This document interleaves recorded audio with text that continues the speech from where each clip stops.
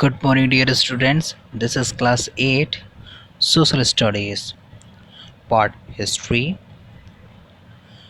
chapter number 11 Ruling the Countryside. Dear students, जैसा कि मैंने आपको बताया, इस चैप्टर का नाम the ruling of country side है।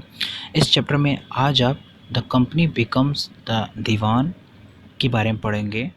Okay, Now, on 12th August 1765, the Mughal emperor appointed the East India Company as the Diwan of Bengal. ये घटना 12 अगस्त 1765 से स्टार्ट होती है, जब भारत के अंदर मुग़ल साम्राज्य हुआ करती थी। तो मुग़ल साम्राज्य के जो राजा होते थे, यानी जो बादशाह होते थे, उन्होंने ईस्ट इंडिया कंपनी को बंगाल का दीवान घोषित कर दिया। And second point is, as Diwan, the company became the chief financial administrator of the territory under its control.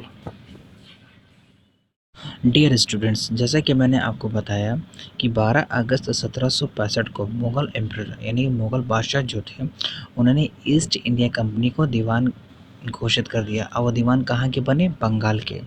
जब वह बंगाल के दीवान बनते हैं, यानी उस समय तो ईस्ट इंडिया कंपनी एक कंपनी थी जो भारत में सिर्फ व्यापार करने के मकसद से आई थी, लेकिन जब मुग़ल साम्राज्य ने इन्हें क्या कर दिया, बंगाल का दीवान घोषित कर दिया, तो ये फाइनेंशियल एडमिनिस्ट्रेशन अपने अधीन रख लिए।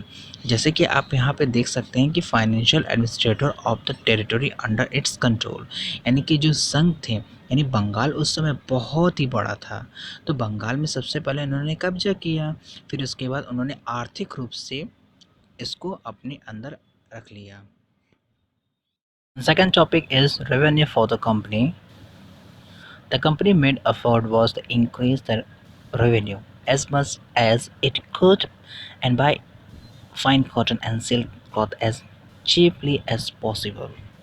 डियर स्टूडेंट्स, जैसे कि आप यहाँ पर रेवेन्यू फॉर द कंपनी समझ रहे हैं, आप जानते हैं उस समय भारत के अंदर ईस्ट इंडिया कंपनी के अलावा बहुत सारी कंपनी थी, लेकिन मेजर जो थे वो थे ईस्ट इंडिया कंपनी। आप जानते हैं कंपनी को अब दीवान मिल चुकी थी। वो दीवान कहाँ की मिली थी? बंगाल की। तो जैसे कि मैंने आपको बताया, the company made effort was increase the revenue, मतलब कंपनी चाहती थी कि उनकी जो रेवेन्यू यानी कि जो आय थी वो बढ़ाया जाए। और वो कैसे बढ़ता था?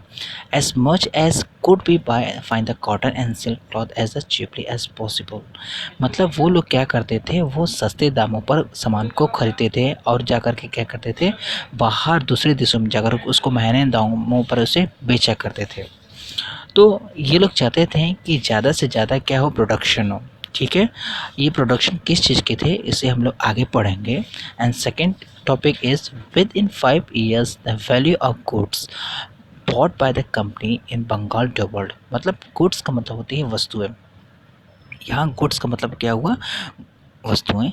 आप जानते हैं कि 5 साल के अंदर ये लोग चाहते थे कि इनकी जो इनकम है वो बढ़ जाए, लेकिन वो लोग क्या करते थे, इनका मुख्य मकसद ये था कि कंपनी के अंदर जो रेवेन्यू जो दी गई है यानी उनका है वो बढ़ जाए। ये कैसे बढ़ेगी इसे हम लोग अभी समझेंगे। And now the revenue collected in Bengal could finance the purchase of goods for export. मतलब बंगाल के अंदर जो फाइनेंस यानी कि जो टैक्स होते थे वो कलेक्ट कौन करते थे? ईस्ट इंडिया कंपनी के लोग, और उससे वस्तुओं को खरीदते थे, उसे सस्ते दामों में भारत में खरीदते थे और उसे दूसरे देश में जाकर के उसे दुगने दाम पर बेचा करते थे। डियर स्टूडेंट्स, जैसा कि आपने प्रीवियस चैप्टर में बैटल ऑफ बक्सर और बैटल ऑफ प्लासी में पढ़ा था कि कैसे भारत के अंदर जो राजा महाराजा होते थे वो कंपनी से युद्ध करते थे और उनको बहुत कठिनाइयों का सामना करना पड़ा। बाद में ईस्ट इंडिया कंपनी को बंगाल का दीवान घोषित कर दिया जाता है। अब वो फाइनेंशियल कंडीशन जो होती थी यानी कि फाइनेंशियल चीज़ें जो होती थी वो अपने अधीन रख ली। जब ईस्ट इंडिया कंपनी के हाथों में जब ये रेवेन्यू आने लगे तो ये लोग क्या करते थे, बहुत कम पैसे में सामान को खरीदते थे और दूसरे देश में जाकर के उससे महंगे दामों में बेचा करते थे। लेकिन इसी समय में बहुत सारी परेशानियां भारत के अंदर आ चुकी थी, जिससे जो क्रॉप्स होते थे उस समय के वो अच्छी तरीके से नहीं हो पा रहे थे और लोगों के पास जो टैक्स देने की कच्चा थे वो दे नहीं पा रहे थे, जिससे की वजह से बहुत कठिनाइयों का सामना करना पड़ा था। अब हम लोग यहाँ पे समझते हैं इम्प्रूव एग्रीकल्चर के बारे में। The need to improve agriculture first is here.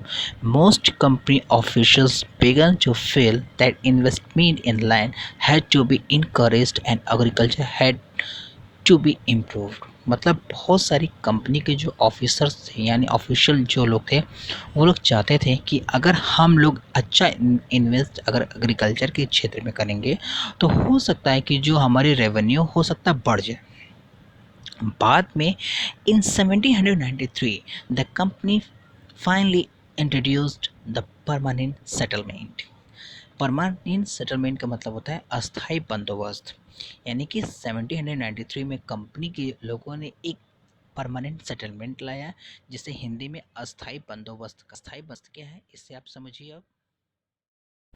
And second point is, by the terms of the settlement, the Rajas and the Talukdars were recognized as zamindars. Dear students, जैसे कि आप यहाँ पे अस्थाई बंदोबस्त को समझ रहे हैं, यहाँ पर ज़मींदार जो होते थे उनको एक अस्थाई यानी कि परमानेंट सेटलमेंट दे दिया गया।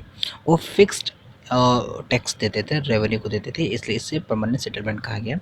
They were asked the collect rent for the peasants. Peasants का मतलब यहाँ पर होता है किसान, इसे ध्यान रखिएगा। जो जो गांव के लोग बड़े आदमी होते थे उनको यह जिम्मेदारी दी गई कि जितने भी किसान होंगे उनसे रेवेन्यू यानी टैक्स कौन लेंगे, जो गांव के अंदर जो लोग होते थे उनसे लोग टैक्स लिया करते थे। एंड पे रेवेन्यू फॉर द कंपनी, मतलब कंपनी को लगान कैसे दी जाए, ये गांव के अंदर जो बड़े आदमी होते थे उनको ये जिम्मेदारी दी गई। Okay, company which was fixed permanently, मतलब कंपनी ने फिक्स कर दिया कि मुझे इतनी रेवेन्यू चाहिए, तो बोला गया permanent settlement. Okay dear students, permanent settlement को आप ऐसे भी समझ सकते हैं, परमानेंट सेटलमेंट को अस्थाई बंदोबस्त बोला गया। आप जानते हैं गांव के अंदर बहुत बड़े बड़े जमींदार हुआ करते थे उस समय, तो ये किसके शासनकाल में हुआ, ये लॉर्ड कॉर्नवालिस के समय में भारत के अंदर आया। जब लॉर्ड कॉर्नवालिस ने सोचा कि भारत के अंदर टैक्स को इंक्रीज किया जाए तो उन्होंने क्या किया, जो गांव के जो बड़े ज़मींदार होते थे उनको एक फिक्स्ड ज़मीन दे दी गई कि आप यहाँ पर इसके मालिक होंगे और आप यहाँ से टैक्स देंगे। जो छोटे किसान होते थे उनसे गवर्नमेंट से कोई लेना देना हुआ नहीं करती थी। अब ये पूरी जिम्मेदारी ज़मींदार के पास होती थी, वो कितना टैक्स सरकार को दे सके।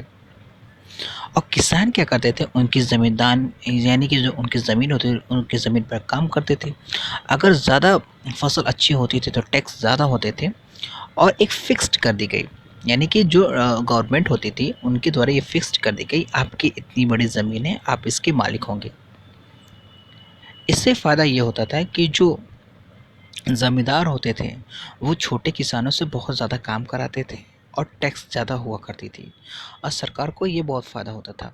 और इस प्रक्रिया को बोला गया परमानेंट सेटलमेंट यानी कि अस्थाई बंदोबस्त। Students, and next video you will be study Mahalwari settlement. Okay students, आप लोग नेक्स्ट वीडियो में महलवारी सेटलमेंट के बारे में पढ़ेंगे। Okay, thank you.